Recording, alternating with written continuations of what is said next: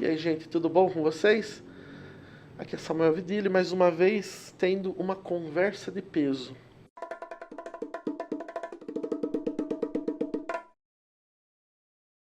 Dessa vez o peso corporal ficou só para minha parte, porque o meu convidado ele só tem o peso do conhecimento mesmo, né? O corporal nem tanto. Paulo Vicentini, diretor do Departamento de Museus da cidade, jornalista, historiador e meu amigo. E essa é uma grande coisa. Alguns dizem que não. Paulo, obrigado por ter vindo, viu? Imagina, ter aceitado Samuel. o meu convite. Boa noite a todos. Muito telespectadores. Boa noite, Vidilli. É um prazer muito grande estar com você sempre, né? Desde os seus 8 anos perturbando a vida no museu. Exatamente. Eu ia falar isso. A gente se conhece já há algum tempinho. Sim. Quando eu frequentava o museu de pequeno, de criança, eu já ia lá atormentar a sua vida. O seu Geraldo Tomani, que era o diretor, Sim. você trabalhava lá também, e tenho essa boa lembrança. Somos amigos de muitos anos. Você não fuma por minha causa, né? Hã? Você não fuma por minha causa. Eu prefiro não falar sobre isso, porque a minha mãe não sabe que eu fumo. Até hoje.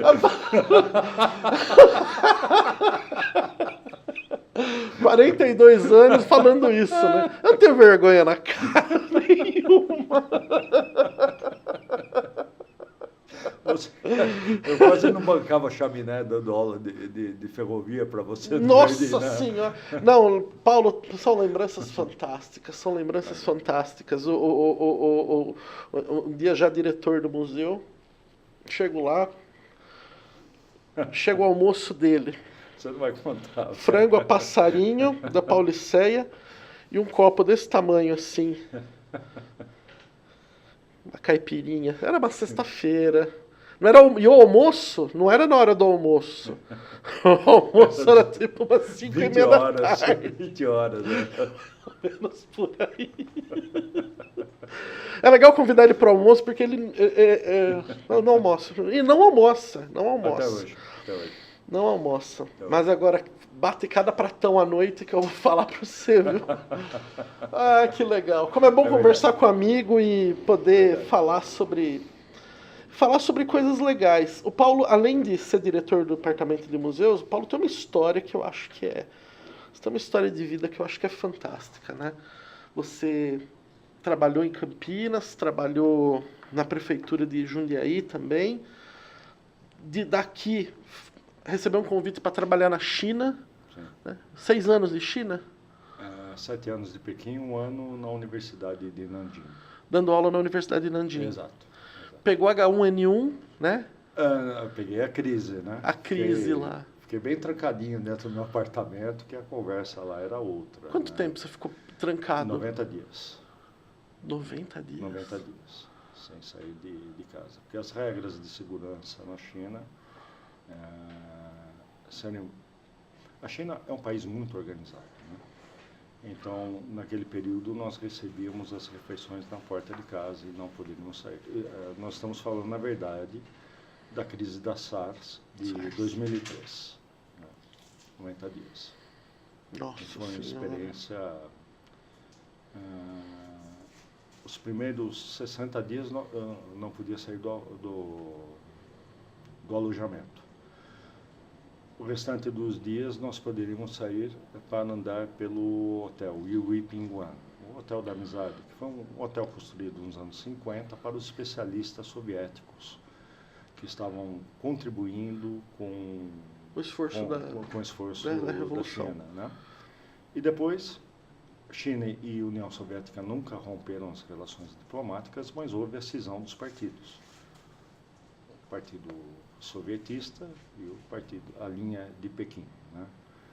E nesse período a União Soviética retirou todos os cientistas e todos os assessores técnicos que estavam na China, e esse hotel acabou destinado aos especialistas estrangeiros. Felizmente, esse tempo do especialista estrangeiro na China acabou. A China já não trabalha mais com especialistas, porque... Eles já são os especialistas, né? São. E eu fico muito feliz com isso. Muito feliz. Muito feliz de ver todo o progresso na China. O Jaime, que me antecedeu e que foi quem abriu todas as portas. Jaime Martins. Jaime Martins. Figura clássica aqui da nossa cidade também. E clássica dos veículos de comunicação. Sim. Né? Um dos maiores jornalistas do Brasil. Estadão, Rádio Internacional da China, Deus do céu, né? Pois é. Roda Viva, né? Roda Viva. Roda Viva. Sim. Então, essa classe de especialistas estrangeiros que viviam na China nos anos 50, 60, 70, obviamente que era diferente da minha geração. Né? Eu peguei o final dessa geração.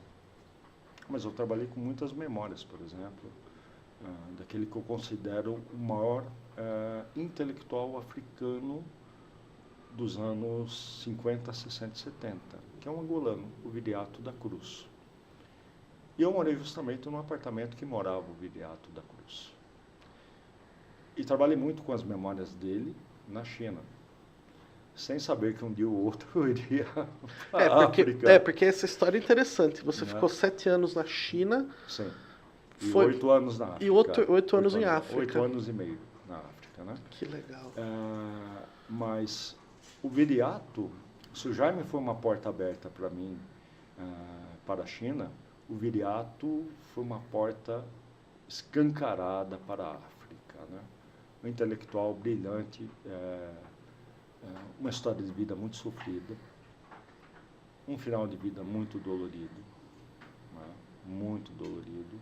Se você me permite até... Opa, fica à vontade. O Viriato retorna à África para fazer um relatório sobre as possibilidades de implantar a revolução a partir dos campos nos países africanos. E ele retorna à China em meio à Revolução Cultural. Mao era mais Deus do que nunca. E diz exatamente o contrário. O pensamento do presidente Mao Tse-tung não se aplica na África. Péssima ideia. Sim. E o Viriato já havia sofrido muito em seu período de prisão. Né? As pessoas hoje se esquecem, mas até 1975, Angola, Moçambique eram colônias de Portugal. Viviam a mesma situação. 1975, né? Aqui do lado, né? Exatamente. Então, viviam a mesma situação que o Brasil viveu até 1822. E é justo e razoável que a população se levantasse contra isso, né? Fim do colonialismo. E o Viriato acaba sofrendo tanto a mão, porque ele se tornou um dissidente dentro do MPLA. MPLA é o partido que Movimento Popular pela Libertação de Angola, né? Sim. Que assumiu o poder assim que houve a independência. Aí começa a Guerra Civil, o Movimento pela Independência, 63, 75. E o Viriato foi muito perseguido dentro do MPLA, porque ele se torna uma dissidência. Ele vai para a China, vive o Ipinguan como tradutor, faz o relatório, que não é aceito, e de muitas formas é perseguido pelos chineses. A China não tem medo de ninguém, nem de nada. Paulo, deixa eu perguntar uma coisa para você. Pois não. A gente nunca vai entender China, né? Bom... Nós ocidentais, eu quero dizer. Olha, é complexo, mas é possível. É possível. Mas porque, em parte, há essa dificuldade no Brasil, porque nós não entendemos o Brasil. O Brasil, como a China, é um país de dimensões continentais. Você imaginar que Rio Grande do Sul igual Amazonas, ou que Rio de Janeiro igual Mato Grosso, é uma ilusão muito grande. Né? E o Viriato tinha essa noção na África. E ele acaba, que a China não tinha medo de nenhum intelectual, a China não tem medo de nenhum país, imagina. Mas perseguem o viriato.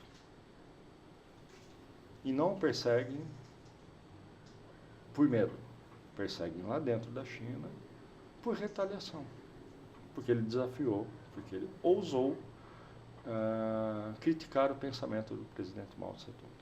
O final da vida dele foi trágico. Né? Então, a vida do viriato... Agora eu estou curioso. Como foi o final da vida dele? Ele morreu em Pequim. Morreu em Pequim mesmo? Sim.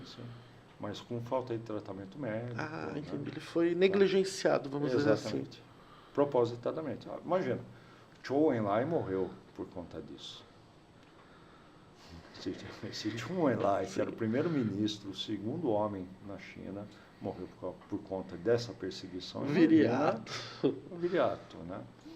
E o Jaime, uma das poucas testemunhas brasileiras desse a vivenciar acontecimento. tudo isso. Que coisa Ele, fantástica. a esposa dele, a Angelina, e as filhas, né? Raquel e Andréia. Por falar nisso, só um parênteses, tem um documentário muito legal Sim, sobre o Jaime, né? Como é que chama mesmo? Ponte de Bambu. Ponte de Bambu. Né? Vem ser Fica exibido. uma dica aqui. É muito interessante conhecer. O Jaime é um filho da terra. E o destaque vai, na verdade, para a Angelina, né? Porque, vendo o documentário, você vê o papel que a dona Angelina exerceu em tudo isso. Só para contar né? para contar para quem não conhece, o Jaime Martins, um jornalista de mão cheia aqui da nossa cidade, né? Que no período da ditadura, ele recebeu um convite da China para ir trabalhar na Rádio China Internacional. Foi antes da ditadura. Foi antes, né? 63, né? Ele foi antes. Ele vai antes. Ele vai antes. E a primeira vez que ele volta, tem um golpe. Pois em é. 64. Pois é. Coincide. Pois é. E tem uma coisa interessante, como esse mundo de Jundiaí é pequenininho assim, né?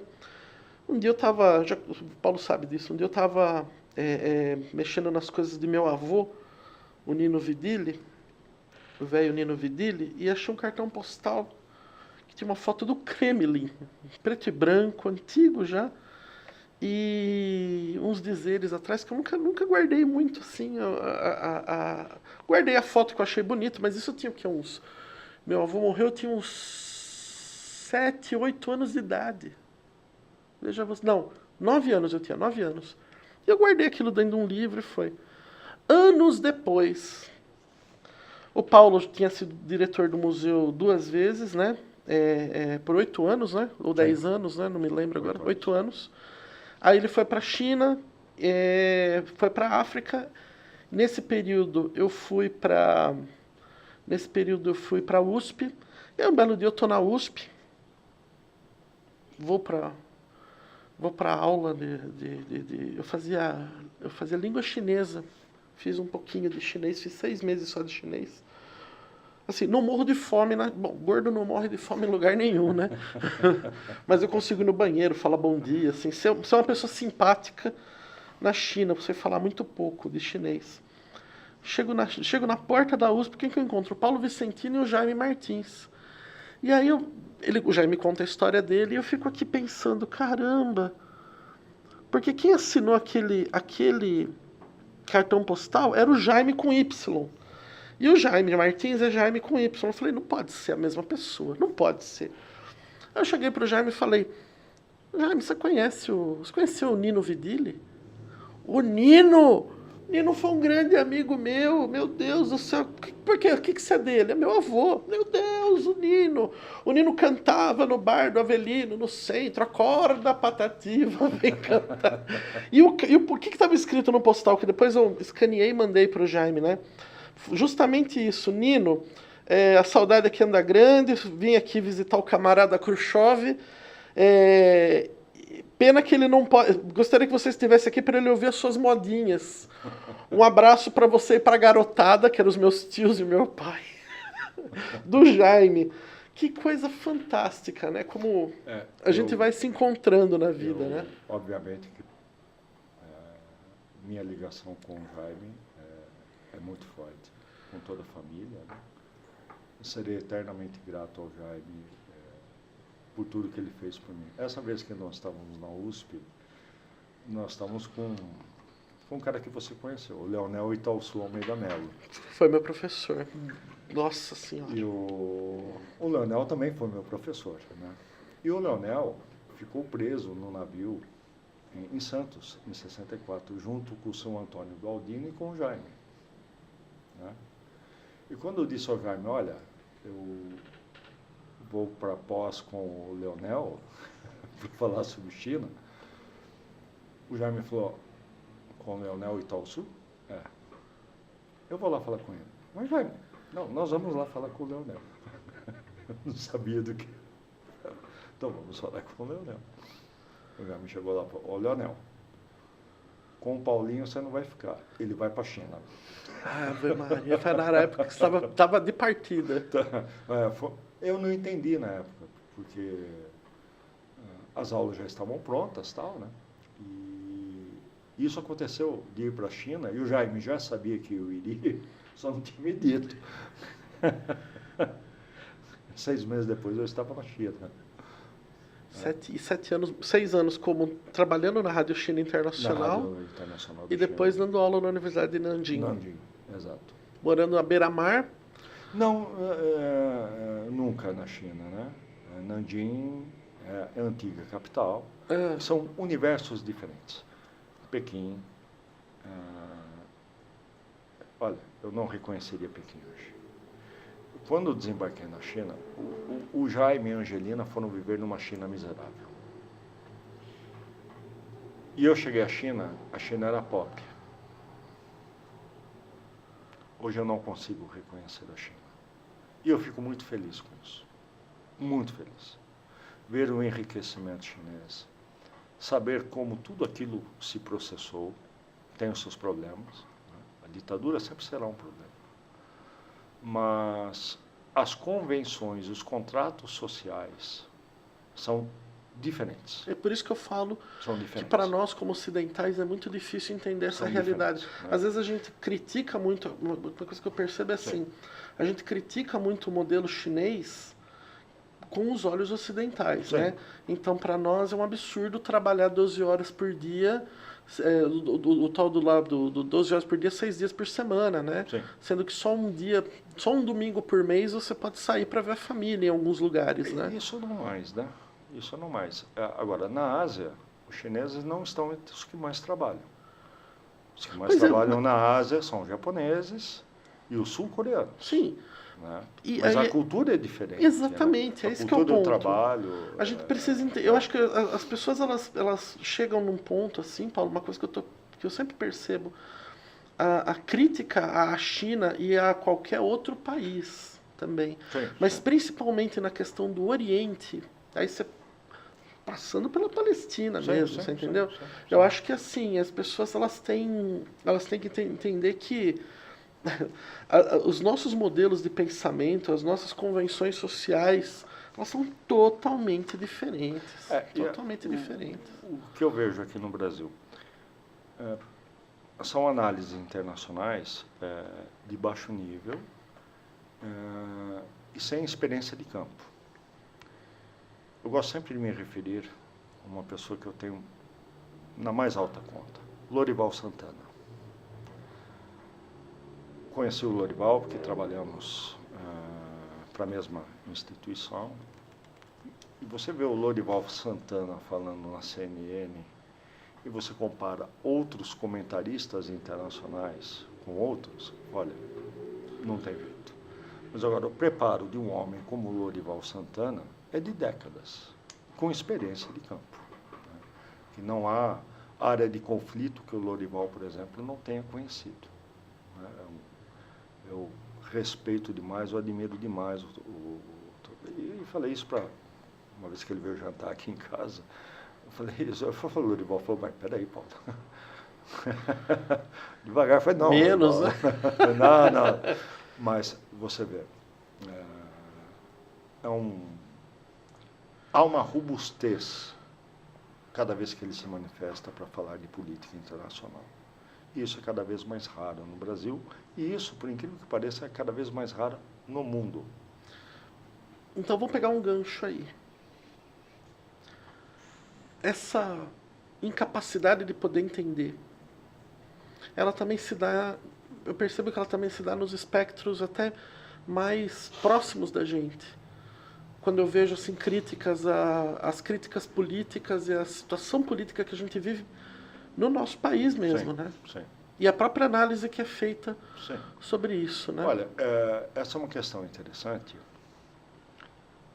porque as pessoas se esquecem que no Brasil as alianças políticas sempre, eu disse, sempre foram heterogêneas. Às vezes vocês perguntam, mas puxa, por que o Partido Comunista se uniu ao Adhemar de Barros?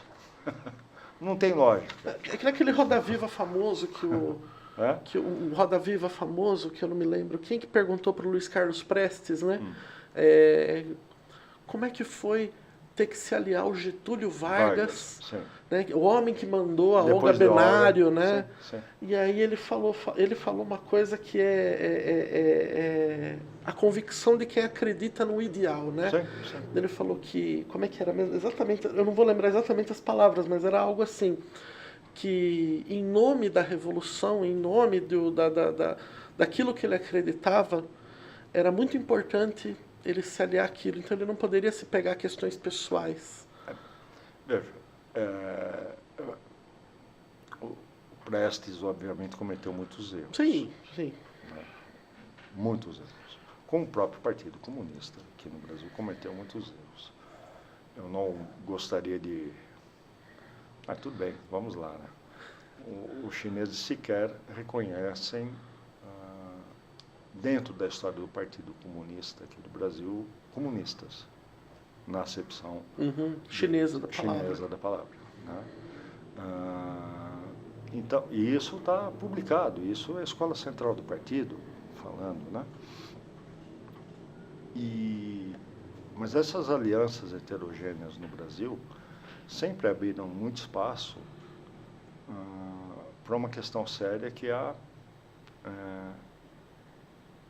despolitização de grande camada da população brasileira. Esse é impossível governar um país como o Brasil sem alianças. Sim. E alianças você só pode fazer com o diferente, nunca com o igual. E a aliança você só pode compreender se você tem conhecimento. Sim. E aí cai num ponto que outro ponto que eu queria falar com você. A falta de conhecimento que existe, né? Da nossa própria história, né? Assim, do nossa própria situação enquanto país, assim, né? Mesmo da nossa história recente, mesmo da nossa história aqui da nossa porta. Tal qual boa parte da América Latina, o Brasil se esqueceu rapidamente que até a década de 50 era um país essencialmente rural. 73% da população estava nos campos. O fenômeno da urbanização é extremamente recente. Começa na década de 50, segunda metade da década de 50.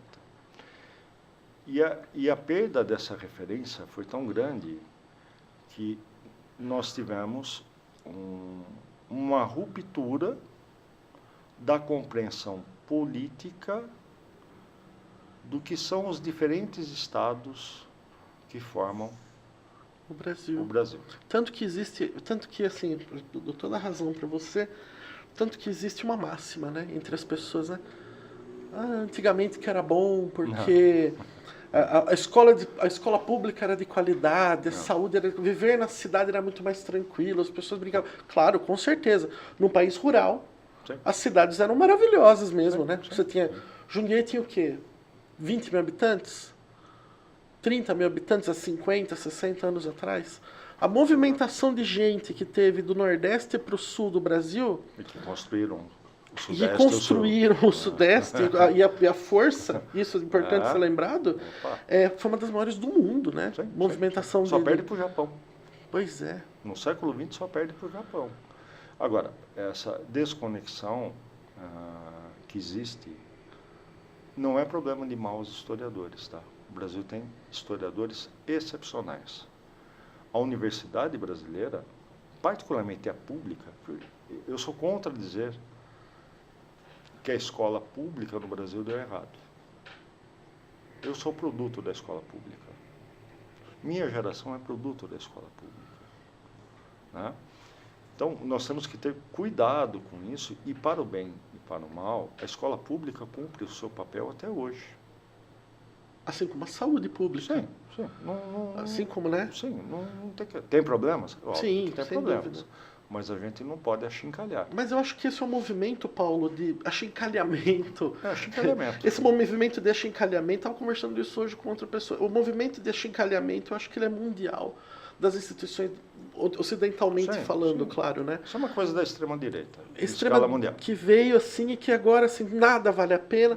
Inevitavelmente, Tudo na minha que é opinião. do Estado é ruim. Tudo que é do Estado é ruim, o Estado não serve para nada.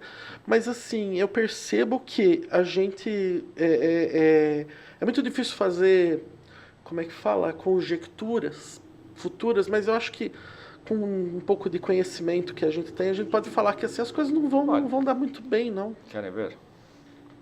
Um pai de classe média brasileira coloca o filho no ensino médio numa escola particular. Onde esse pai quer que o filho dele passe? Na USP, na Unicamp, numa federal, Queria, numa Paulo. estadual. Queria. Hã? Queria. Não. Eu vou explicar para você. Não, mas Mesmo hoje. não, mas eu vou te explicar o que é mais grave nisso. Queria. Antes, assim, a USP, a Unicamp eram referências. Eu estudei na USP, então, Sim, né? sim. Hoje, eu por muitos anos eu dei aula em escola particular e eu percebo, em várias escolas particulares, eu percebo uma coisa: não existe mais um querer estar na universidade. Os alunos, sim. Os alunos têm essa vontade. Sim. Mas uma parte desses alunos e a boa parte dos pais começam a fazer um movimento de desacreditar a universidade pública. Porque não sabem o que estão fazendo. Porque não sabem o que estão fazendo. E aí que eu queria entrar nessa Sabe que conversa. eles não sabem o que estão Exatamente. Olha, eu tenho vivência. Eu sou um dos raros brasileiros, e não falo isso com arrogância, eu falo isso com toda a humildade. Sou muito grato à sociedade chinesa. Atenção, sou muito grato à sociedade chinesa. Já vamos falar que você é comunista, mas tudo bem, né? Não, eu já recebi do Arnaldo aqui, já perguntei para ele se ele era comunista.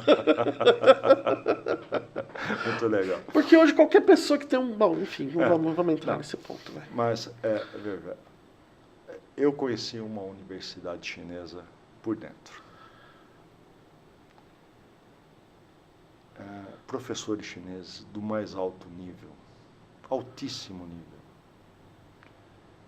Alunos chineses imperos, porque a universidade chinesa, assim como o ensino médio chinês, é completamente diferente no Brasil. O aluno mora na universidade. O aluno mora na escola. E ele vive ali dia e noite. Ele tem um alojamento, ele tem o restaurante, ele tem um lugar para diversão, ele tem local para entretenimento, mas ele tem toda a estrutura para sair de lá um pensador.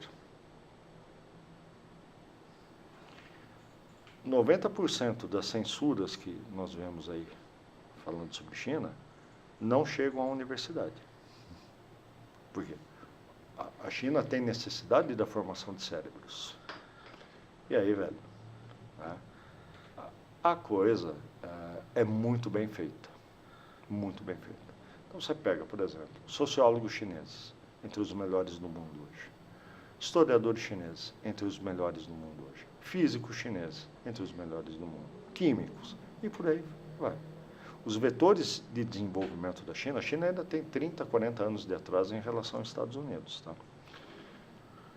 Só para ilustrar, em 1978, o parque industrial de produtos de consumo no Brasil era 50 vezes maior do que o chinês. Isso é inacreditável, né? Vai ver hoje. Isso é inacreditável. Vai ver hoje. É inacreditável. Então, não é sorte. O Brasil tinha muito... Não é uma questão de sorte. Não. Né? Não é nem também... de sorte e não é nem também de repressão, né? Não é, porque esse período era o da ditadura aqui no Brasil. Então, se a democracia se fosse a democracia fosse um problema, nós não teríamos perdido toda essa vantagem, né? E hoje a China está muito à frente de nós. Agora, há uma questão dos contratos sociais. E as universidades chinesas, dele, uma coisa importante a ser dita para a população. A China, as universidades fecharam entre 1962 e 1980, pela Revolução Cultural.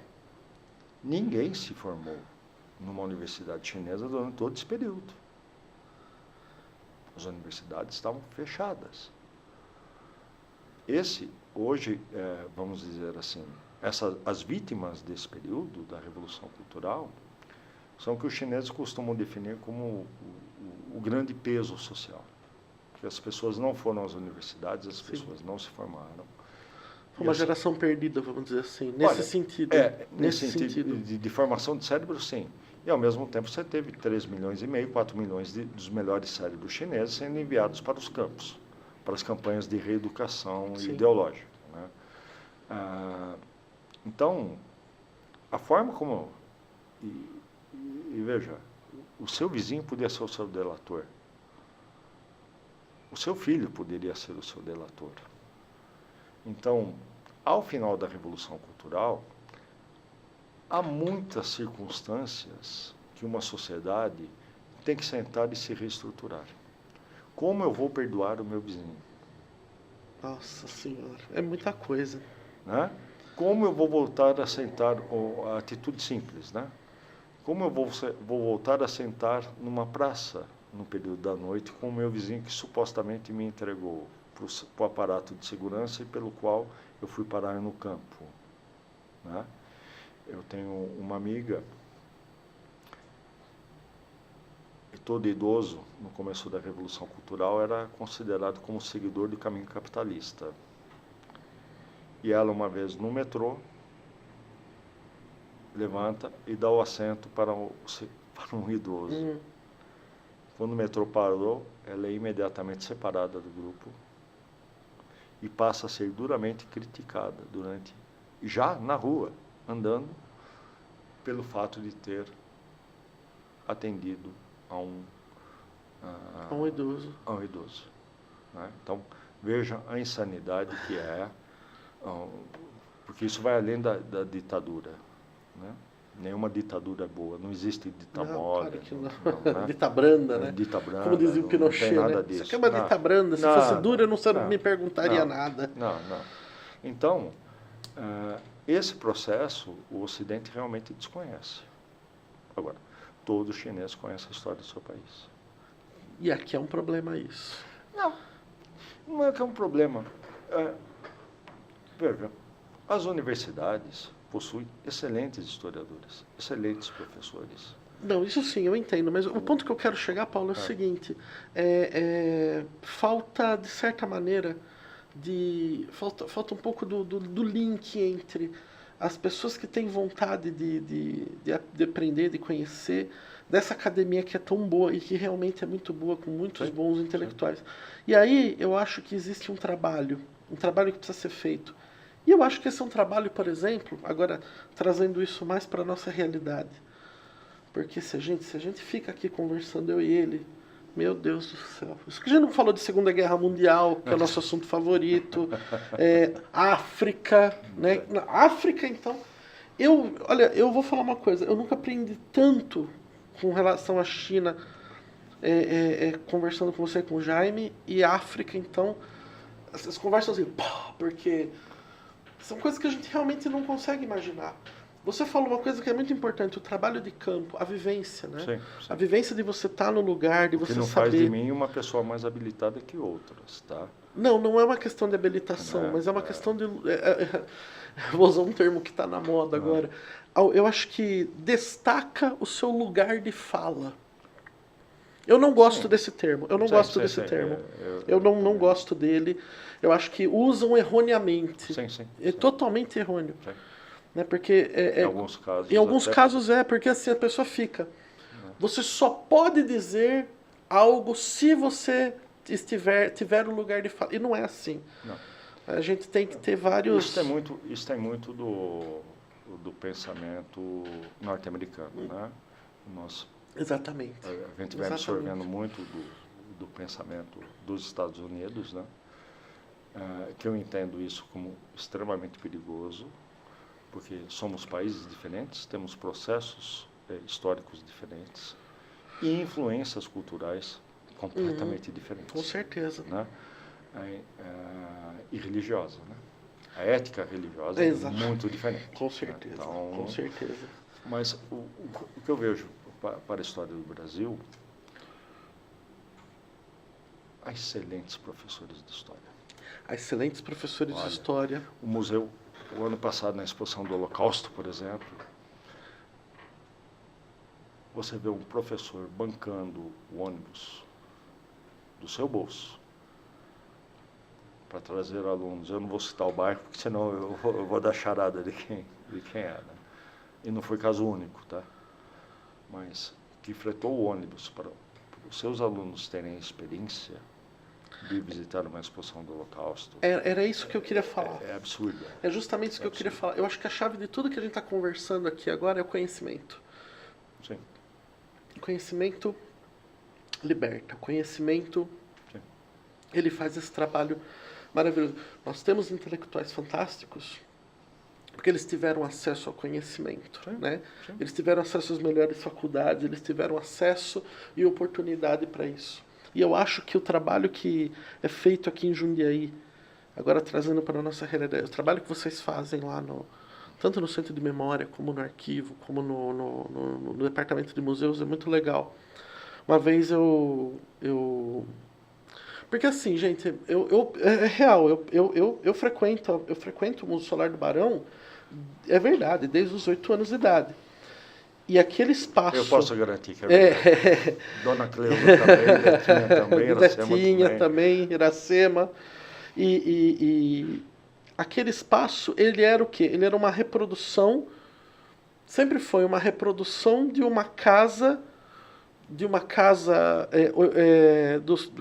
tempo do Colônia Barra Império, com móveis dessa época, pretensamente dessa época, com exposições que não mudavam muito. Então contavam como uma linha do tempo a história da cidade com algumas coisas interessantes. Tem a espingarda do Bandeirante, tinha a espada não sei de quem, o famosíssimo, né? A cama. A cama do Dom Pedro II, que nunca dormiu aqui. E não é ele que está dizendo, não, é o próprio imperador. Tá? Só no diário dele está lá. E aí criam-se essas lendas, por sinal. Só que são lendas que ajudam. Em alguns casos, né? Muito, por exemplo, da conservação da casa foi porque ali passou o Dom Pedro. O bastidor do tombamento do Solar do Barão é muito interessante, porque o Leite entendeu que a única chance de sobrevivência do Solar do Barão era o fato de, na época que era a ditadura militar, os monarquistas estarem comandando a Secretaria de Cultura. Ele teve essa leitura. Em nenhum momento ele disse que o Dom Pedro dormiu lá, porque ele sabia que isso não tinha ocorrido. Mas em momento nenhum ele também nega. E o parecer dele é muito interessante. E você vai no texto deles e fala, o cara foi malandro. Vamos voltar na história. Eu acho essa história muito legal. Foi malandro. No tombamento, ele sugere que o Solar do Barão foi Palácio Imperial. Porque recebeu o imperador. Né? Durante 4 dias. E o Cunha, que na época era o Cunha Bueno. Sim, né? famosíssimo monarquista. E ele ficou o tempo inteiro ali, né? E o Cunha Bueno acaba assentindo.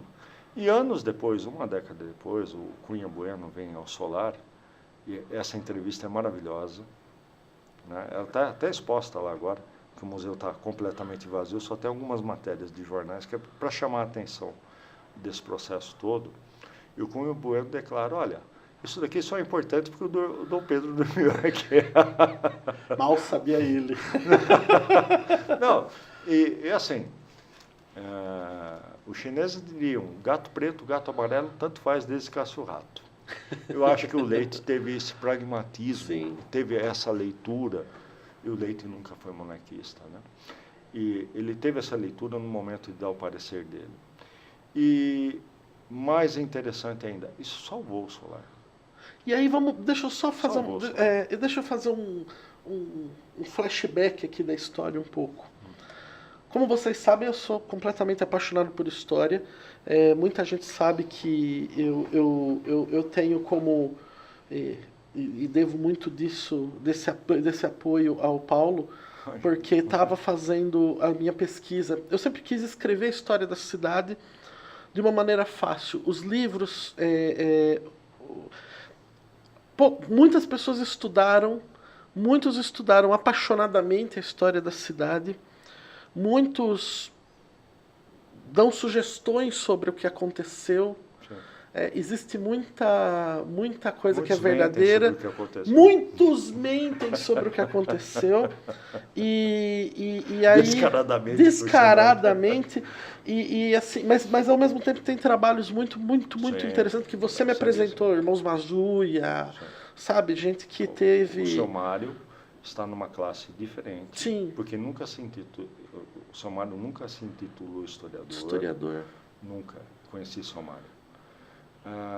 O seu Mário se intitulava paleógrafo. E o seu Mário, por conta do trabalho dele, bom, você sabe, isso já é público na cidade, não fui eu que revelei, enfim, que só 2 pessoas traduziram todas as atas da Câmara Municipal. O seu Mário Mazuia e eu. Em momentos diferentes, em leituras paleográficas diferentes. Sim. Mas o seu Mário está numa classe diferente, porque ele não é um memorialista qualquer. O seu Mário faz um trabalho técnico. A maior parte dos memorialistas aqui da cidade não fizeram trabalhos técnicos, não fizeram trabalhos amparados em conceitos teóricos, né? Então, por exemplo, você vai para aquela planta, a famosa planta de 1656 de Jundiaí. Bom, aí o que você vai achar na planta? O índio está onde? Está na Serra do Japi. Começou bem. Pois é. Civilização está aqui no centro da cidade, Rua Barão, o índio está onde? Na Serra do Japi. O lugar ainda é no mato. Veja, essa é uma construção acerca da história da cidade muito séria. O Mosteiro de São Bento já está presente naquela planta. Só que o Mosteiro de São Bento é muito depois. A ocupação... A planta que você está falando é aquela que o Geraldo Tomanic fez, né? Sim. Dos lotes, né? Sim. Das duas ruas, né? Porque quem traduziu esses lotes... A rua direita e a a outra com os lotezinhos. Só que é o seguinte, vamos lá. O seu Mário nunca participou da elaboração disso. O seu Mário fez a tradução das cartas de data, que é outra coisa. Ele cumpriu a visão dele de paleógrafo. Tá? Então, ele traduziu as cartas de data.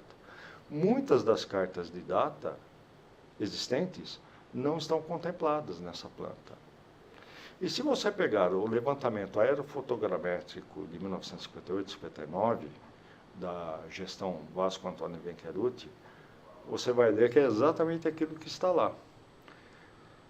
A desculpa para tudo isso, qual foi? É uma adaptação. Só que é uma adaptação muito perigosa e que distorce o que era a Vila de Jundiaí em 1656. Sim. Você sabe, eu sei, e os mais antigos sabem, que o auto de criação não é uma novidade na cidade. Exatamente. Era justamente o que eu ia falar. Tudo começa na minha vida pública, vamos dizer assim, quando eu descobri uma palavra muito forte. Eu torno público algo que já existia desde 1656. Sim. Comprovadamente. Que é um documento em que se dizia lá a auto de fundação da Vila Nossa Senhora do Desterro de Jundiaí. Porque a ideia era, vamos voltar lá, desde o começo. Estava eu querendo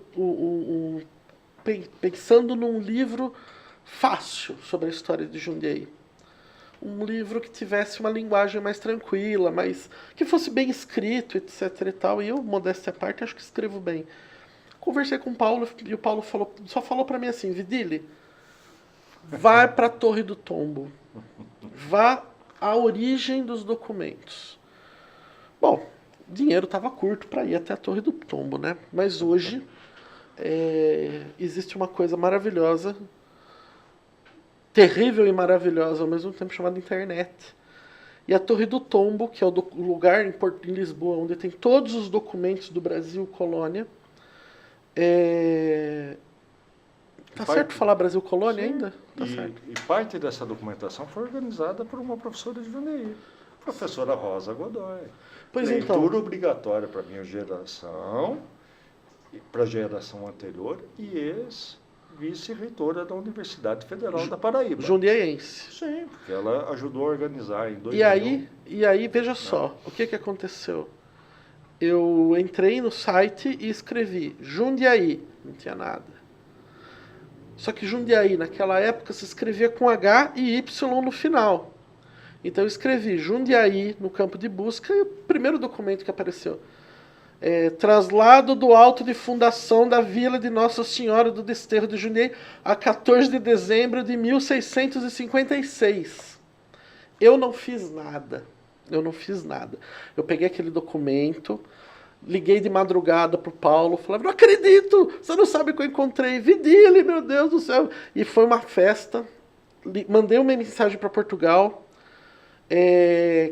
comprei uma licença que a Torre do Tombo permite, né, para que eu pudesse reproduzir o documento em altíssima resolução, tudo dentro da lei, obviamente. Só faltava, não sei falar isso agora, né? Aí, o que eu fiz? Guardei? Não. Eu... Não fez como muita gente fez. Porque exatamente o que aconteceu. Não levou pro túmulo. Muita gente já sabia. E daí, quando eu fiquei assim assustado, eu falei pro Paulo: Paulo, como que ninguém sabia disso? Ele falou: então, Vidili, na verdade muita gente sabia, mas nunca ninguém publicizou. E o que eu fiz foi justamente isso, publicizei. Eu chamei os órgãos de imprensa da cidade na época. Nunca fez bem. E chamei o prefeito, fui no prefeito, levei o documento, porque não é meu o documento, não é seu. O documento é da cidade. Né? É da sociedade. E assim, infelizmente, algumas pessoas até vieram falar para mim assim: você não descobriu nada. Quem é você? Eu tive que ouvir isso. Assim, quem ele pensa que é? Porque não é nem historiador. Mas eu nunca falei que eu era historiador. Mas porque ele descobriu o documento. Eu nunca falei que descobriu o documento. Mas tudo bem, não tem problema. Não tem problema. Foi uma coisa que valeu muito a pena. Sim. E aí, Paulo, tem uma coisa que eu acho que é fantástica. O trabalho de digitalização da Torre do Tombo, que me permitiu fazer isso, permitiu levar ao prefeito, permitiu mudar a data da cidade, né? Hoje nós comemoramos corretamente. Né? A cidade foi assim, porque o que funda uma cidade uma cidade não, o que funda uma cidade é transformar um conjunto de casas numa vila, né? Da forma como a gente imagina que, segundo a historiografia, é isso. E o meu trabalho não foi fazer nenhuma análise disso. Eu paguei do meu bolso uma paleógrafa que faz o serviço profissional. Paleógrafa é aquela pessoa que faz a leitura das letras antigas e tenta interpretar da melhor maneira possível. Recebi crítica por isso também. Teve uma pessoa que escreveu um livro até, não citou meu nome, foi descoberto o documento, tudo bem, não tem problema. Muito engraçado. E depois ainda escrevi assim, como é que é? Talvez por erro de conhecimento do paleógrafo errou tal sobrenome, né? Não. Aí você fala: gente, mas não tem problema. O ponto nem é esse. A paleógrafa esclarece, ao final de todo o trabalho dela, Ela é de Minas Gerais, é uma pessoa competente, extremamente competente. Ela tem os critérios que Sem estão lá. dúvida Está nenhuma. tudo estipulado, está É. tudo dentro das regras acadêmicas. Porque mas o ponto que eu quero chegar é nem esse ponto que eu queria chegar. O ponto que eu queria chegar é o seguinte: a importância da digitalização do trabalho. E aí eu acho que é importante a gente só fazer é importante agora a gente fazer um flashback, como eu estava dizendo, né? Do Solar do Barão. Eu acho que é importante para poder entender só um uma pouco. coisa, já que a gente está falando de digitalização, a de Jundiaí está tudo digitalizado. É lá que eu vou chegar. Lá que eu vou chegar. Porque sim. E eu acho que isso é fantástico. Mas só para a gente fechar o Solar do Barão. Todo mundo já passou pelo Solar do Barão, no centro da cidade. O que é aquele espaço? Aquele espaço é a casa onde a família Queiroz Teles, dona de muitas terras na cidade, na região de Jundiaí, melhor dizendo, não só no que hoje é a cidade de Jundiaí, mas na região de Jundiaí, que são bairros hoje da cidade, né? Santa Gertrudes, Itupeva, Santa Clara. A terra chegava em Indaiatuba. Chegava em Indaiatuba, as terras do Barão de Jundiaí, que era o Antônio de Queiroz Teles. Eles moravam, na verdade, nessas fazendas. Ele ia mudando de fazenda para fazenda. No Solar. O Solar era uma casa que existia no centro da cidade, fechada, para quando a família ou convidados da família fossem para as festas religiosas que aconteciam na catedral, na antiga matriz, que não era catedral. Olha lá ainda. E olhe lá! Então era um espaço que tinha que existia ali para acolher essas pessoas. Então ele era confortável, era grande, mas não era a casa. E não era uma casa no sentido de ter vida, no sentido de ter. Isso muda quando o Francisco Teles ele vai morar. Ele passa a residir lá e depois as filhas, né? As filhas que herdam, né? As filhas herdam e tanto que tem uma história muito bonita, né? A última filha, monarquista, né? É enterrada com a bandeira do Império que tremulou. Setembrina morre e ela é enterrada em 1963, 64, 71. Ela morre e ela é enterrada com a bandeira do Brasil Império que tremulou no Solar quando Dom Pedro veio para Jundiaí. Veio e ficou algumas horas. 2 horas. Deu uma refrescada. Tem aquela famosa história. Deu pro Tedeum, tomou um café. Tem a famosa história do café que é o seu Toledo Pontos conta, que é, se não é vero, é bem trovato, que Dom Pedro estava ali no jardim, que não existia. Não existia jardim. Aliás, do Solar. Eu morro de rir quando dizem que o jardim é de um arquiteto francês. Do Glasiou, né? Que fez a Quinta da Boa Vista. E você sabe, eu fui muito amigo do seu Paniza. Uhum. O desenho do jardim é do Paniza. Pois é. Isso que eu acho fantástico. E o Paniza nunca... o seu Paniza sempre foi muito discreto, né, sobre os trabalhos dele e tal. E o Paniza era da prefeitura nesse período. É dele o projeto do calçadão, o primeiro calçadão de Jundiaí, e é dele também. E isso está documentado, né? Isso não sou eu falando, estão lá os documentos. E a ideia do Paniza de abrir o jardim é recuperar aquela área toda, que tinha casas lá embaixo. Então, é isso que é importante lembrar. Como era uma casa que não... Porque existe jovens, como dizia Antônio Bujanra no programa dele, que eu adoro copiar, e como dizia o Nelson Rodrigues, jovens, envelheçam. É preciso entender uma coisa. Uma das críticas que se faz ao Solar do Barão é uma casa escravocrata. Olha, é a mais absoluta mentira. Não teve... Assim, ali, o Barão, na casa, o Barão não tinha escravos que moravam ali. Você teve, por exemplo... porque assim, questão dos porões, área local. Sim. A senzala, bom... Para começar, senzala não é um termo que se aplique em áreas urbanas. E o porão ali da casa nada mais é do que uma solução arquitetônica, porque ao desnível da Rua Barão com o terreno, é um terreno atribuído em 1657. Ele está na primeira leva de cartas de data de Jundiaí distribuídas pela Câmara Municipal. E ele era seccionado, né, se eu não me engano, em 5 terrenos de 6 metros cada um. Eu acho que é isso. 6 de frente. 6 de frente. Isso, legal. pelo fundo, né? Mas o solar, da forma como entendemos hoje, é uma criação que vem do século XX. A parte do fundo do solar, o charuto, não existia. Os porões são uma solução arquitetônica, porque há o desnível da Rua Barão para o terreno. E a casa está 8 degraus acima do terreno. E, além disso, o piso do solar é de madeira, então ele tem que ter oxigenação. A última pessoa escravizada da casa chamava-se Inhalau. Foi uma pessoa escravizada do Francisco Queiroz Teles. Inhalau, ela morre em 1958 com 111 anos comprovados. Na verdade, a família estima em 114. Inhalau, para nós que somos da Gapiama, é uma figura muito cara, porque Inhalau morou na Gapiama.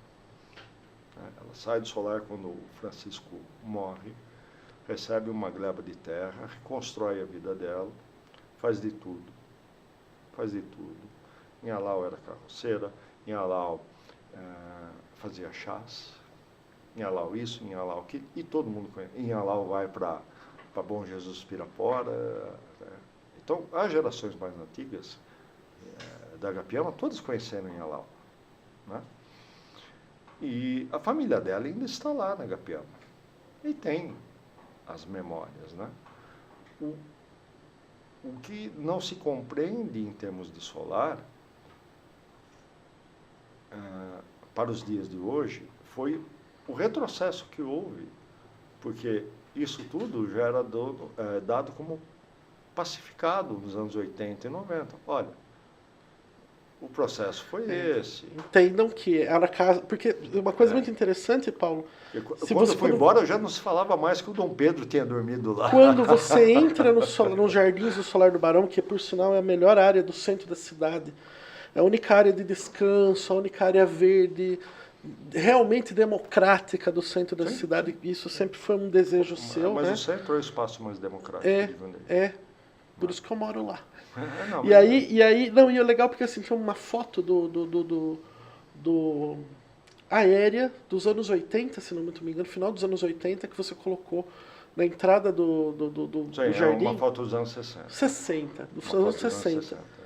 Se você vê aquela foto dos anos 60, não existe jardim. Se você vê aquela foto dos anos 60, não existem casinhas ali embaixo. Da família Brunheroto, o seu José Mário, que faleceu o ano passado. E o solar, ele não era o que nós conhecemos. Ele tinha sido dividido, sim, porque ele tinha virado uma pensão, se não muito me engano, né? Olha, ou tinha sido alugado, vamos dizer assim, né? Para a família da dona Ana Pinto Duarte Paz, dá nome ao colégio. Os filhos nasceram ali, que depois fundaram a Astra, né?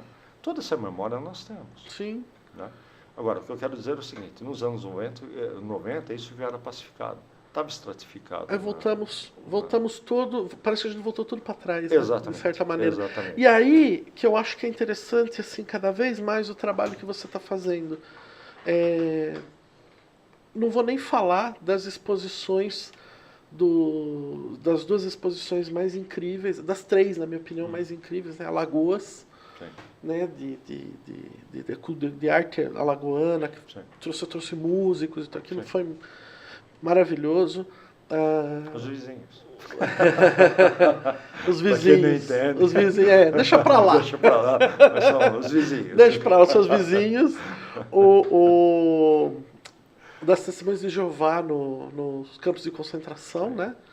E essa última que foi um sucesso arrebatador também sobre o Holocausto, né? Sim. Que foi incrível. E daí a casa deixa de ter... Porque daí o que acontece? Só para retornar às ideias, a conversa parece um pouco caótica, tá, gente? Ela é. E tá? E é assim, e vai ser assim. Mas só para vocês entenderem.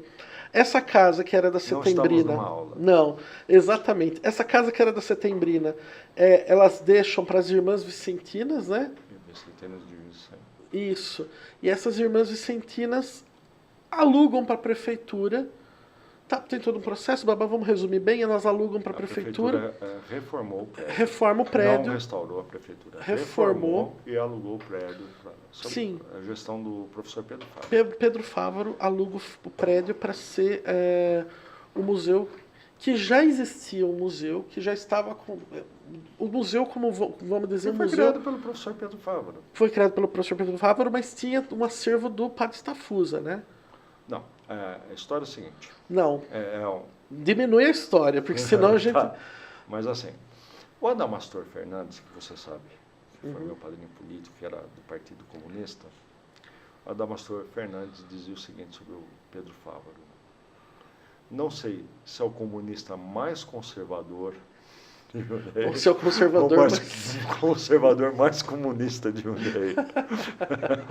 Que era um tempo onde todo mundo se falava, né? Sim, sim. Ah, se a gente precisa conversar um dia sobre isso também. O Adamastor, que dá nome hoje ao velório municipal, que o projeto é dele. O Adamastor sempre falava isso do professor Pedro Fávaro. E vem do Adamastor, porque essa coisa do derrubar o solar para abrir uma rua não era uma coisa da extrema-direita apenas. Também foi uma coisa da extrema-esquerda aqui na cidade, naquela época. As pessoas diziam, vamos derrubar o solar porque isso daqui é uma casa escravocrata. Estou falando isso na década de 70, tá? Até que o Adamastor, o velho líder proletário, que trabalhava na forjaria da Companhia Paulista, que havia parado trens, líder fantástico do Partido Comunista, chega numa reunião de jovens que precisavam envelhecer e diz, não, vocês têm que preservar isso e transformar isso numa casa do povo. É assim que se faz memória. Veja, Adamastor falando isso em 1978.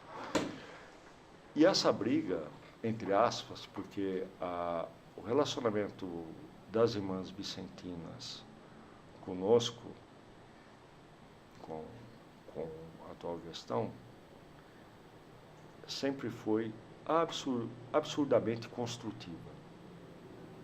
Eu já tinha tido um relacionamento muito construtivo com elas nos anos 90. E de uma forma ou de outra, o Marcelo, a qual o Jundiaí ainda vai reconhecer, o papel que ele teve na cultura da Marcelo região. Peroni. Sim. O Jundiaí vai reconhecer. Eu conheço o Marcelo desde o tempo que conheço você. Né? E o Marcelo sempre foi muito competente, porque é da área, tem um poder de execução muito forte e tem um equilíbrio com conhecimento teórico. Né? E é muito raro, numa gestão, você ter um prefeito, um secretário e um diretor que olham para o mesmo lado. Eu trabalhei com muitos secretários, eu trabalhei com muitos prefeitos, aqui em outras cidades. É muito raro. Né? Sempre há um problema disso, um problema daquilo. Nunca tivemos esse tipo de problema. Ao departamento de museus nunca faltou recurso. E há um entendimento da nossa parte de que todo o acervo existente não pertence ao departamento. O acervo existente pertence à cultura, pertence à prefeitura e pertence, sobretudo, à sociedade por direito constitucional. Em 2002, a desapropriação no museu bateu na trave. 2001. Bateu na trave, a bola picou lá dentro. Aí veio o VAR e falou, não entrou inteiramente. Mas dessa vez foi. Né? Eu acho que foi um golaço ter conseguido a permuta do terreno do solar com as irmãs. Hoje o solar é um patrimônio público, é um patrimônio da cidade e que carece de políticas públicas. E hoje, o ponto que eu ia falar é que hoje, ele, comparado com a foto de 68, da década de 60 lá, hoje ele está infinitamente mais... Não era essa a realidade mais recuperado, mais conservado. Porque, veja, ele teve seus altos e baixos e agora ele está no seu auge. Veja, ainda não, porque o arquivo, por exemplo, precisará de mais 3 anos para voltar aos níveis observados em 2001. O solar, pelo menos mais 2 ou 3 anos para voltar a 2001. Eu falo isso em termos de capilaridade, porque não basta ter boa exposição. Ter boas exposições é uma obrigação, não é nenhum mérito. O Marcelo é consciente disso, o Luiz é consciente disso, eu sou consciente disso. Olha, isso é obrigação. Tá? Mas se pegar o panorama no Brasil, os museus municipais, os arquivos municipais estão destruídos, mergulhados numa crise infinita, uma força centrífuga que puxa todas as instituições para baixo e você não vê capacidade de reação por uma série de motivos. Nós estamos numa rota completamente diferente aqui na cidade. Veja bem, eu estou dizendo para você, olha, o arquivo vai precisar de 3 anos para voltar aos níveis de 2001. Porque houve todo um processo de deterioração. No começo da conversa a gente falava sobre o frango e a caipirinha, né? No almoço servido às 20 horas. Tem que perguntar o que nós estávamos fazendo lá às 20 horas. Porque naquele período nós trabalhamos durante 10 anos, de segunda a sexta, em média, das 7h30 da manhã às 22 horas, para organizar tudo, mais sábados e domingos. E agora estamos num ritmo muito similar, só que com tecnologias diferentes. Naquele período nós utilizávamos microfilme. Os microfilmes. Tem lá a leitora ótica, que é a única coisa que sobrou daquele período. E hoje não, hoje é a digitalização. E aí, que era esse ponto que eu ia falar. Nós somos um dos poucos lugares no Brasil que está desenvolvendo isso em termos de prefeitura municipal? Sim. Não tem dúvida. Nós temos hoje todo o arquivo. Todo o período colonial está digitalizado, todo o período imperial está digitalizado, que assim, vamos falar sobre Câmara Municipal. Essa documentação, o Jundiaí tem um dos arquivos históricos mais antigos do Brasil. O arquivo de Jundiaí é de 22 de novembro de 1745. Tem gente por aí que anda falando, eu fui o primeiro a catalogar. Tem nem vergonha de falar uma coisa dessa. Não leu a própria história de onde está trabalhando. Porque o arquivo foi fundado em 22 de novembro de 1745. Ele enfrentou problemas, por exemplo, durante o período pombalino. Mas todas as colônias enfrentaram problemas em seus arquivos durante o período pombalino. Mesma coisa durante o período do Reino Unido. Mas a documentação sobreviveu. E ela não sobrevive por acaso. Ela sobrevive porque houve pessoas que preservaram a documentação e lutaram para que ela chegasse até nós hoje. E essa documentação, como ela provém de 1657, ela capta todos os períodos políticos do Brasil. Brasil Colônia, Brasil Reino Unido, Brasil Império, Brasil Primeira República, que é o que nós temos, até 1934. Nós temos outros acervos documentais, mas já estão na hemeroteca, que é o Jornal de Segunda, Diário de Jundiaí, Jornal de Jundiaí, mais recentes, né? Agora, o núcleo duro da documentação, que é da Câmara Municipal, está tudo salvo. Já está salvo. Já está. e disponível na internet. E disponível para todas as atas da A mesma Câmara. maneira que eu tive no Em Torre do Portugal, Tombo, vocês podem. A gente de pode forma fazer muito mais isso. simples, inclusive, porque nós somos menores. Né? Sim. Hoje a gente ocuparia, enquanto arquivo de Jundiaí, nós ocuparíamos meia prateleira do que eles têm em Portugal. Né? Não dá para comparar. Claro. Então, nossas soluções são muito mais simples e muito mais diretas. O nosso diferencial qual é?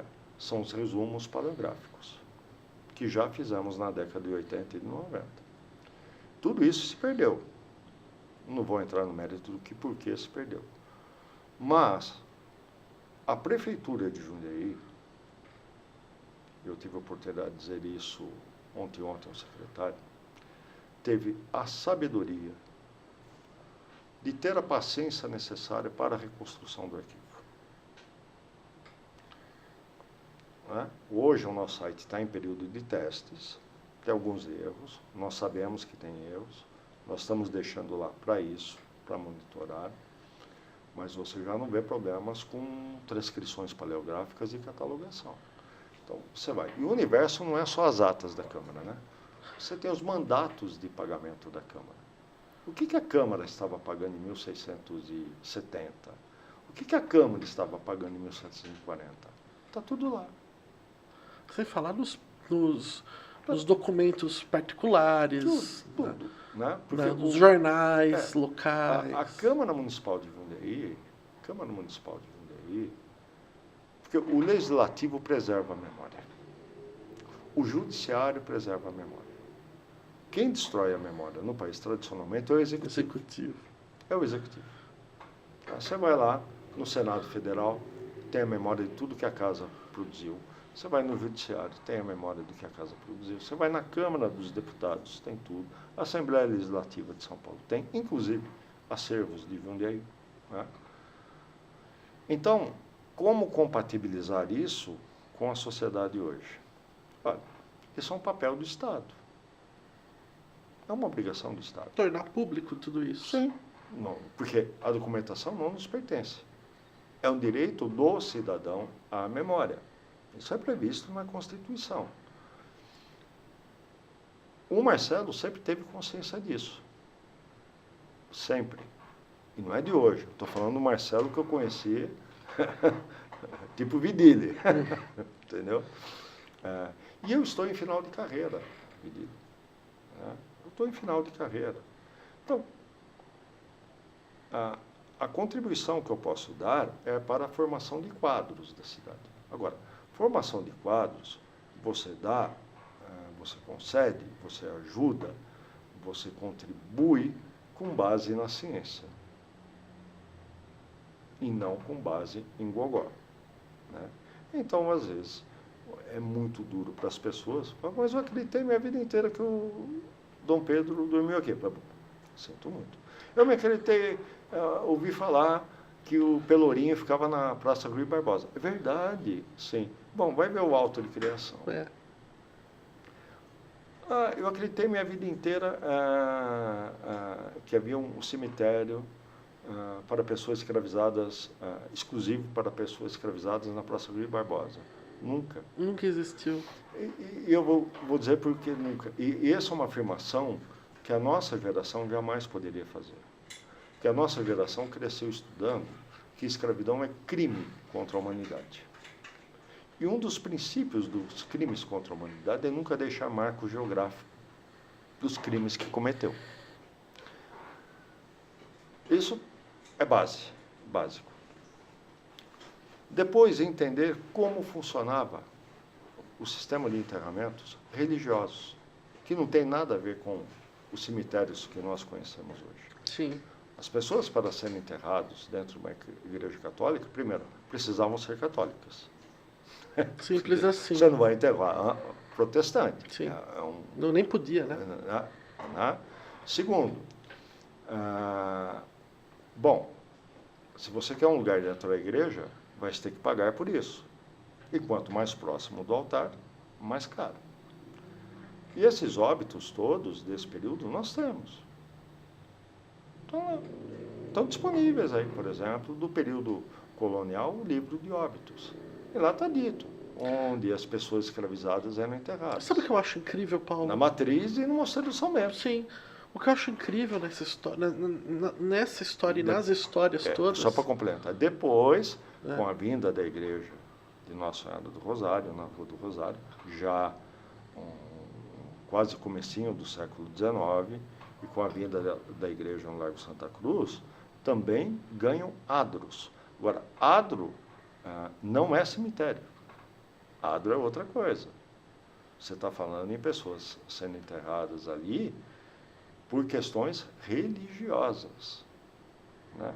E isso tudo é documentado. O próprio pessoal da Cúria tem tudo lá registrado.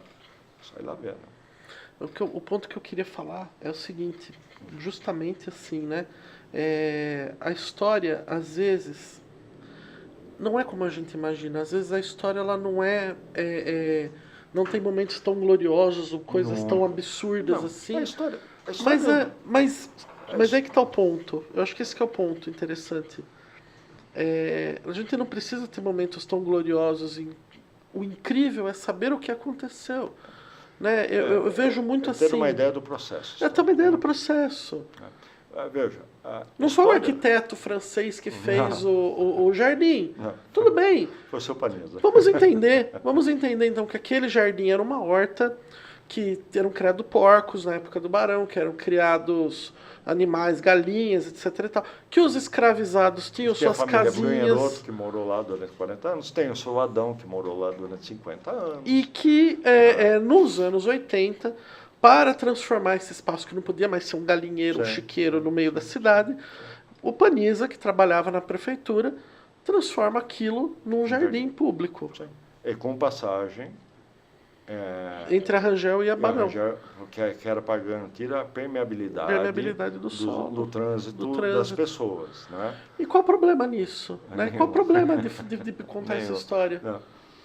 Mas assim, o problema que eu vejo, e aqui é uma dificuldade de explicar para as pessoas, embora as pessoas sintam isso no dia a dia, de que, primeiro, a história do Brasil colônia, a história do Brasil Império e a história do Brasil República, do Brasil republicano, é a história da violência. Uhum.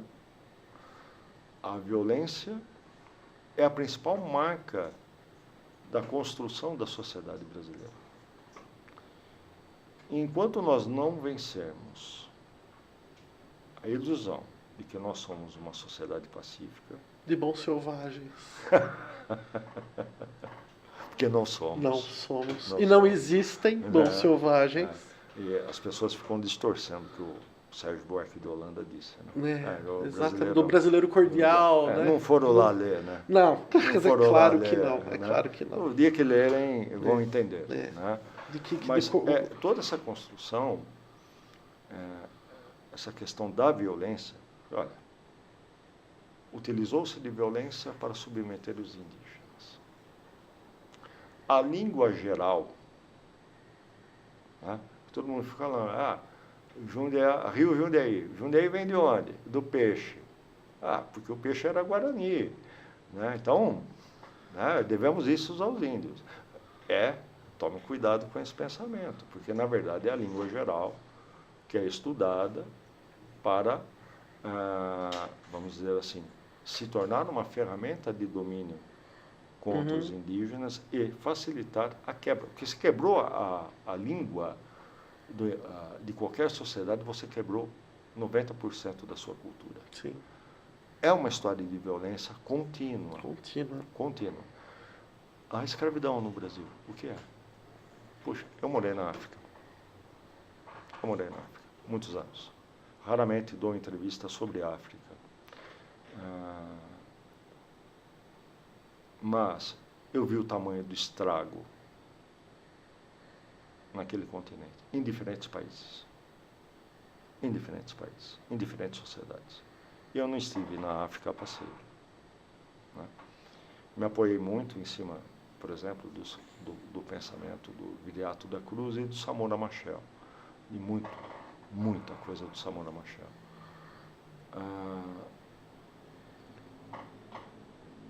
imaginamos o quê? Que aquelas pessoas saíram de lá porque queriam? Tal história. Não vamos nem entrar nessa parte, Paulo, porque isso já é revoltante. Sim. É revoltante O que nós achamos que é o Brasil depois do Getúlio. Porque o Brasil, politicamente, antes do Getúlio, é uma coisa.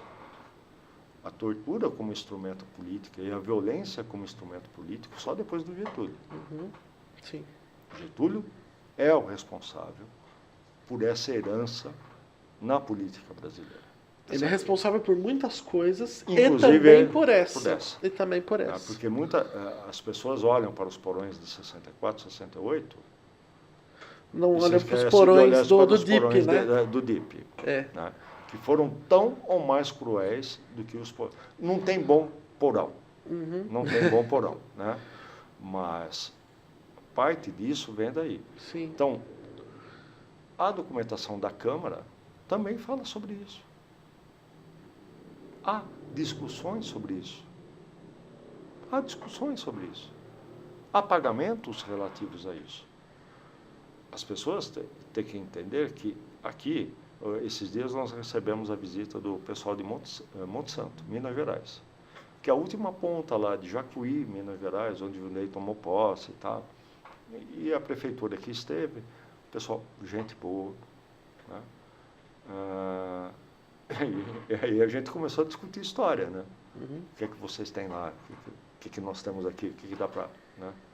Gente, é outro universo. Você entender que todos os contratos para entradas e bandeiras estão aqui em Jundiaí. Não nos documentos da Câmara, mas estão nos cartórios. Todas as transações de compra e venda de africanos, afrodescendentes e administrados indígenas estão aqui. Está tudo preservado, está tudo no primeiro cartório. Não é qualquer lugar que tem isso, não, né? Não. Você imaginar que todos os contratos de penhor de pessoas escravizadas estão inteiríssimos aqui no cartório de letras, próximo a Anhanguera, e que todos os mandatos, todos os livros caixa de órfãos, que são as heranças, estão sob a guarda do arquivo e disponíveis na internet, nós podemos falar tudo, menos que não há documento sobre esse período da história. O que nós enfrentamos é uma falta de pesquisa crônica sobre isso. Falta de pesquisa crônica, e eu acho que assim, já para infelizmente finalizar nossa conversa, eu acho que é importante entender que tendo essa ferramenta e principalmente, sabe, eu acho que o que fica de tudo isso que a gente está falando é o seguinte: conhecimento é importante e aqui em Jundiaí ele está disponível. Sim, sim. As fontes extremamente disponível.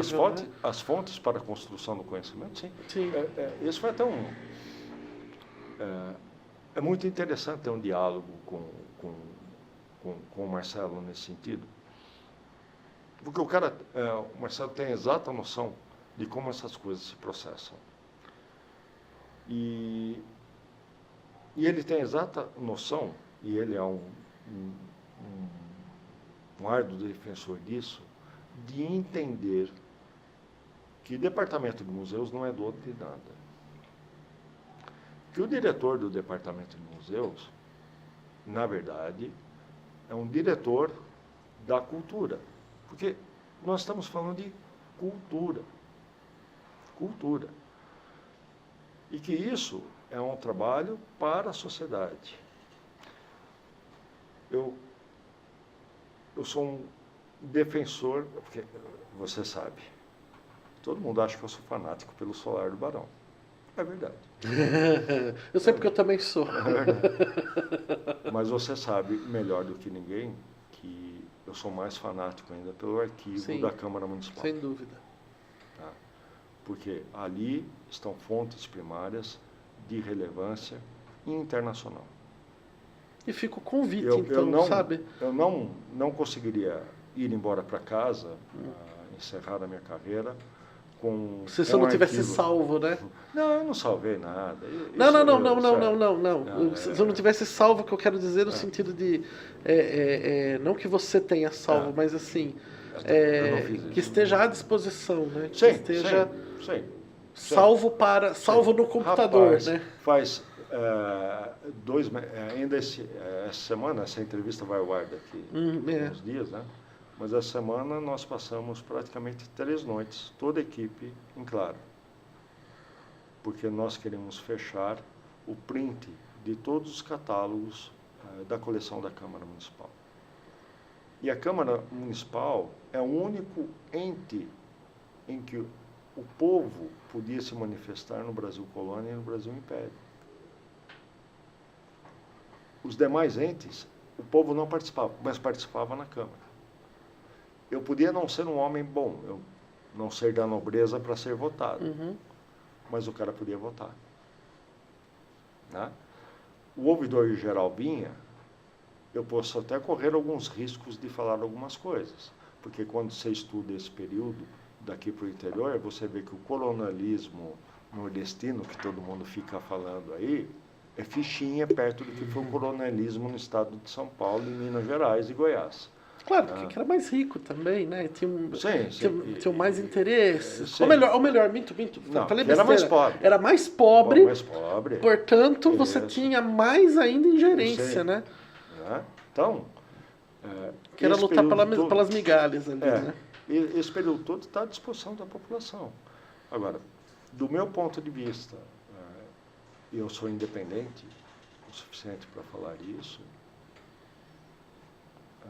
eu sou muito grato a essa gestão, que teve a paciência com os meninos e as meninas de entender que novos quadros estavam sendo criados e que esse pessoal fez um trabalho de primeiríssima linha.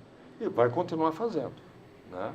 Porque, como eu disse, para voltar a 2001 ainda, eles vão ter que comer muito feijão, né? Mas o interessante é o que foi feito até agora, e o secretário vai fazer um anúncio especial nos próximos 20 dias acerca disso, o secretário Marcelo Peroni, não volta a se perder. Paulo, deixa eu fazer uma última pergunta para você. Tem algo que eu não te perguntei que você queria que eu tivesse perguntado? Isso é uma covardia, né? O problema não é a pergunta, o problema é a resposta, né? A resposta é longa, porque a gente gosta de falar, não adianta. Olha,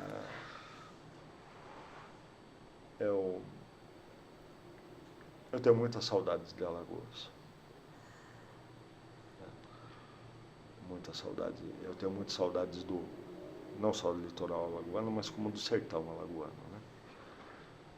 Como tenho muitas saudades de Botsuana, tenho muitas saudades de outras localidades africanas e tenho saudades da China.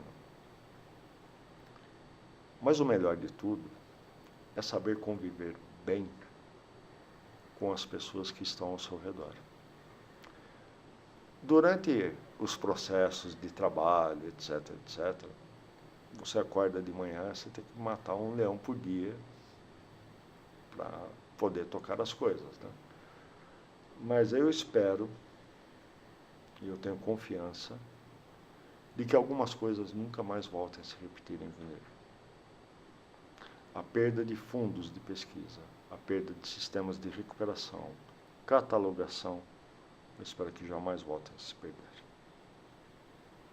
Se você gostaria de fazer uma pergunta, Paulo, você acredita que isso vai acontecer? Paulo, você acredita que isso vai acontecer? Eu tenho esperança de que sim. Mas há muitas pessoas trabalhando para se criar uma legislação municipal que previna que isso venha a ocorrer. Muito bem. Eu espero, mais uma vez, que o arquivo e o museu, toda vez que pediu, sempre teve apoio da Câmara, tá? Vereadores. Né? Olha, eu vou citar o pessoal lá de trás, tá bom? Tarcísio Germano de Lemos, a Panisa, Chico Carbonari, Erazê. Né? Esse pessoal, toda vez que teve que ajudar com a memória da Câmara, o arquivo ajudou muito. O que facilitou muito a vinda, por exemplo, do professor Lapa, da Unicamp, que muito contribuiu aqui com o Jundiaí, do Odilon Nogueira de Matos, do Carlos Franck, que é ex-vereador em Jundiaí e se tornou o monstro que se tornou, em se tratando de língua portuguesa, professor da USP, Paris e fundador do núcleo de linguística da Unicamp, o cara aqui de Jundiaí, né, dava aula longeva, muito amigo meu. E especialmente o day by day das pessoas que tanto lutaram por isso. Maria Ilka, Detinha, Iracema. Paulo Vicentini. Não, mas eu falo, Também, né? Mas lá atrás, estou falando lá Sim, atrás. sim. Né? E hoje a nova geração, né? Os meninos que estão aí. Né? Muito bem. Fico contente que... Fico satisfeito como... Só para encerrar, é bom não esquecer.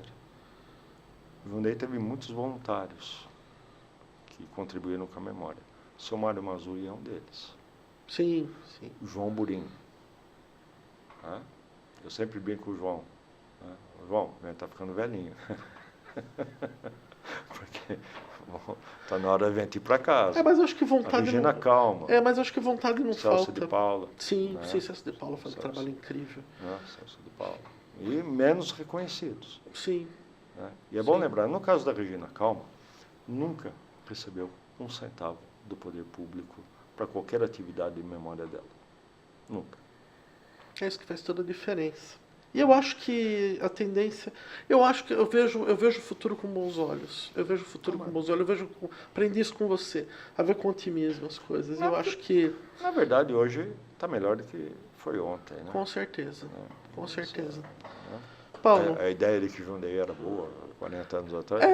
Velho papo, né? Depende de onde você mora. Mas é do ser humano isso, né? Antigamente que era bom... Fosse morar na Gapiama 40 anos atrás... Meu Deus do céu. Não, e agora subir o Morro da Messina aqui para te deixar em casa, pelo amor de Deus. Tá Paulo... Prazer todo meu. Deixa eu fazer uma pergunta última. Agora a última derradeira. Se eu vou te convidar para ir para Lagoas, a resposta é não. Eu sei que ela é mentirosa. Vou dar uma de Amujanra agora. Pois é. Paulo, que é a vida? A vida? Eu considero a vida um privilégio. E eu fui sou um homem extremamente privilegiado. Vim de escola pública, né? Vim de escola pública, e toda a minha trajetória sempre houve alguém a me estender a mão. Gostaria de lembrar do seu Geraldo, meu professor, do Benedito Arruda, que, quarto ano, primário, nos ensinou a jogar xadrez. E não era só a minha classe. Ensinou todas as turmas dele a jogar xadrez. Você imagina, em 1973, você ter um professor que ensina você a jogar xadrez, numa escola de periferia. Fui aluno da dona Iris, nora da dona Ana. Uma professora extraordinária. Uma professora que queria que os alunos dela dessem certo. E não fazia, e o fazia com classe, sabe? Carlos Franck, que amigo foi aquele? Jaime Martins. O Jaime, eu já nem classifico como amigo, né? O Jaime está em outro patamar. Né? O Flávio José Bianchini, meu irmão. Né? E todas as pessoas que vivem comigo, convivem comigo na família. Cara, eu, embora sonhasse desde os 10 anos ir para a China, concretamente, eu nunca imaginei que eu fosse viver o que vivi na China. E quando na China, estudando viriato, concretamente, eu nunca imaginei que fosse Para a África. Para a África. E ao longo de todos esses anos, todas essas décadas, porque você sabe, eu sou um profundo admirador e razoável conhecedor das obras de Graciliano Ramos, eu nunca imaginei que fosse ter oportunidade De viver em Alagoas. de viver em Alagoas e ter tantos amigos em Alagoas. Né? E tanta gente simples, e você conheceu uma delas, né? Que sabia muito mais do que qualquer professor aqui no Sudeste sobre Graciliano Com Ramos. certeza. Né? Porque ali Graciliano, e você viu isso, está na boca das crianças no sertão nordestino. Né? Maravilhoso. Quer dizer, a criança já nasce com aquela cultura. Então, a vida é um privilégio e a vida é maravilhosa. Bom, e o melhor de todos, você esqueceu de falar, né? Da sua grande influência, né? Samuel Vidilli. Obrigado, gente. Foi mais uma conversa de Por peso. isso eu não me responsabilizo. Béria! Béria! Gente, foi mais uma conversa de peso, meu querido Paulo Vicentini. Obrigado. Eu é que agradeço. Até a próxima. Tchau, tchau.